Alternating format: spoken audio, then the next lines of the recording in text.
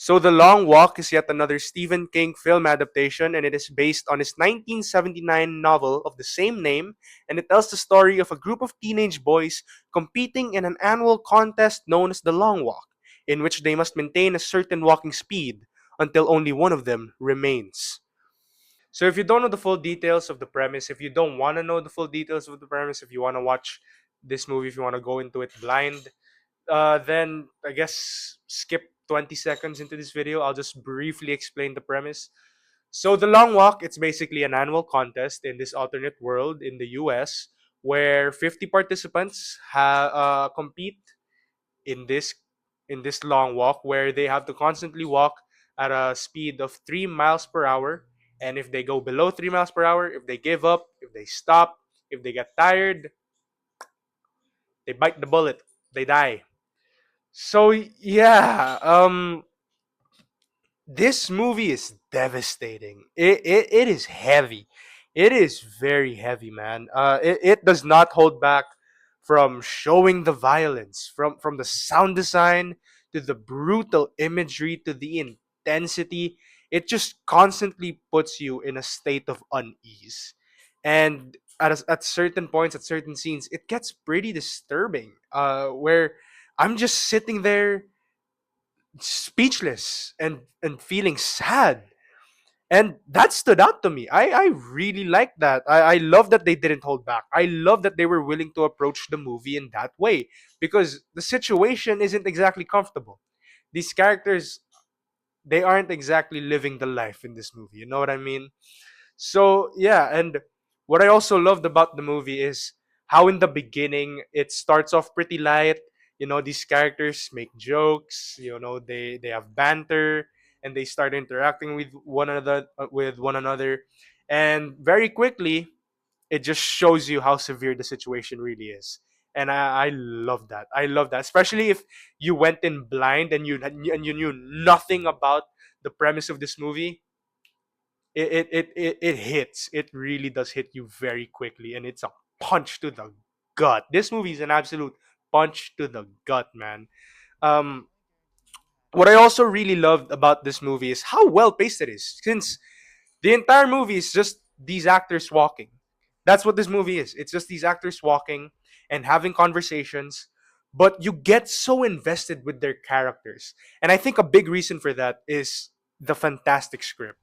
It's a very tightly written movie, because some of these conversations and takes, they go on pretty long. They go on pretty long, but you get so caught up in it.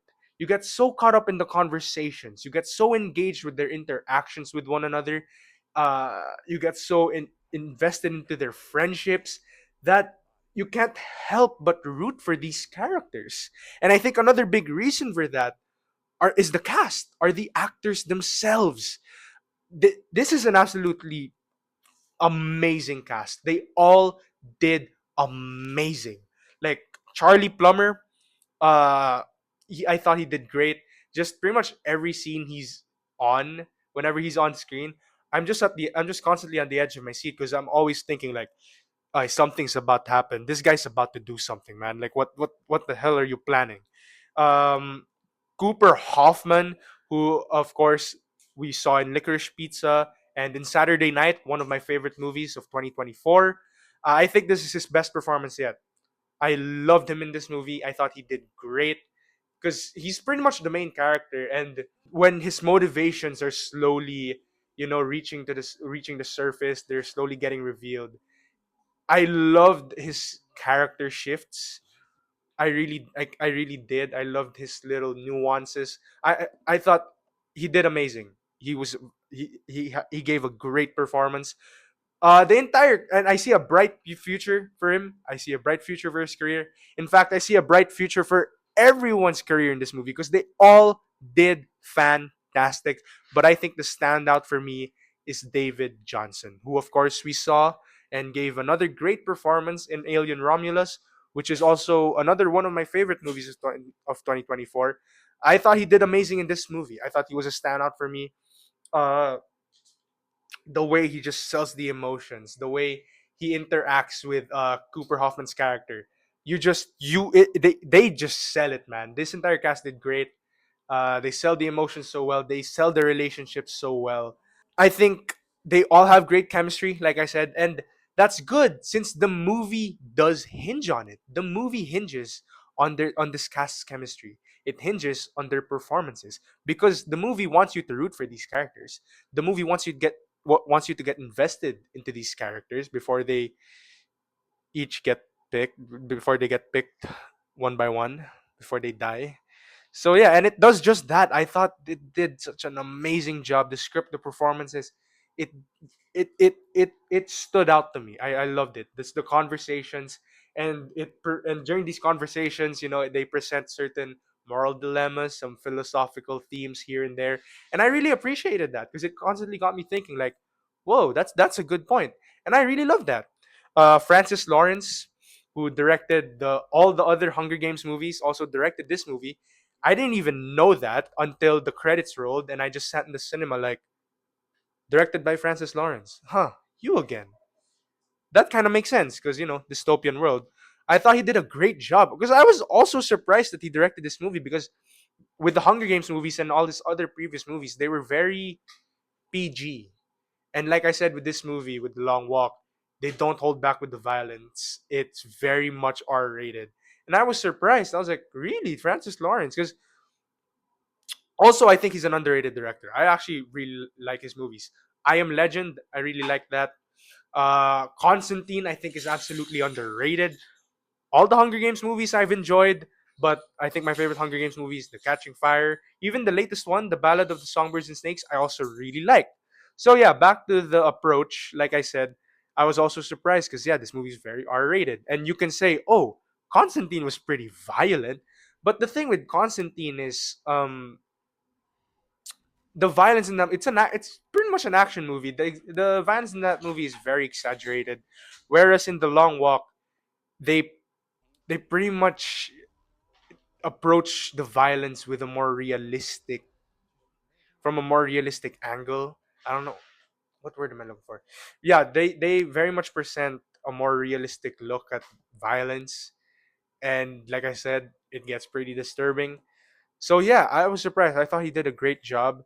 The cinematography too. This is a gorgeous looking movie, especially the nighttime scenes. I thought they did. It looked beautiful. Just the lighting, the lights, the silhouettes. I was like, this looks gorgeous. I thought it was a gorgeous looking movie. Also, on a side note, throughout the entire movie, all I was thinking of, in the back of my head, I was just constantly thinking, is this an allegory for the Vietnam War? Because I swear, the attires, the costumes, the attires that these characters were wearing, it's it was it just spoke Vietnam War to me. I don't know why. It just did, and I couldn't get it out of my head. So before this review, I actually searched it up. Apparently, that is the general consensus for the novel. It was an allegory for the Vietnam War. Stephen King did write it around that time, but I couldn't find anything where Stephen King confirmed where it was actually an allegory for the Vietnam War. But I think it's safe to say that it is, and I think it's safe to say that Francis Lawrence and company approached the movie with that point of view, because, like I said, the attires, the look of the movie, I just couldn't help but feel it's an allegory for the Vietnam War. So good job on that because I was able to catch on to it. So yeah, the music, Jeremiah Freites, who apparently is co-founder of the Lumineers. Crazy. He was also a songwriter for that band. I also really like that band. Ophelia, Cleopatra, I think are very great songs. And he did a great job with the music. The music I thought was a big part to to tugging my heartstrings to the emotional beats of this movie. This movie got me tearing up at a certain scene. I'll tell you the scene later actually. I'll put a spoiler alert later on. I'll just tell you the scene. I'll just briefly tell you the scene where I cried just cuz. So yeah, where I teared up, not cried exactly. So yeah, I think that's pretty much, yeah. I thought this movie was great. I loved it. It was a big surprise for me. I think the performances, the writing. I think it just, I everyone did a great job. I guess my only flaw with it is you know how novels are very long. Like, I don't know how long the novel is, but those problems with certain movies where certain movies adapted from a novel, they have to cut out some scenes because the novels are too long. I felt like that during certain moments in the movie where I feel like they were removing some parts from the novel because I don't know, it just felt like that to me. um Certain characters were just getting killed with, like, yeah, we didn't really get to know some of these characters, and some of them were getting killed. So I don't know, like, I never read the novel, so I wouldn't know, so there's that. The ending, a bit more open-ended than I would have liked it to be, but I'll take it. I don't know how the novel ends, but there's that. So yeah, I really love this movie. I thought everyone did a great job. The performances, I thought, was an absolute standout. Like I said, they did a great job with the character work in this movie, and when certain characters do bite the bullet, it got me tearing up at a certain scene, man. It really did. It tugged at my heartstrings. I was constantly just like, oh my god, like, man, that's sad. It's sad. So yeah, with all that being said, I'm gonna give The Long Walk an A. Definitely one of my favorites of this year so far. I really love this movie. So yeah, I had a great time. Go check it out if you can. If it's still showing where you're at, check it out. I think you won't regret it. So, spoiler alert, spoiler warning, spoiler alert. You have 5 seconds to click off. I'm just gonna talk about a certain scene.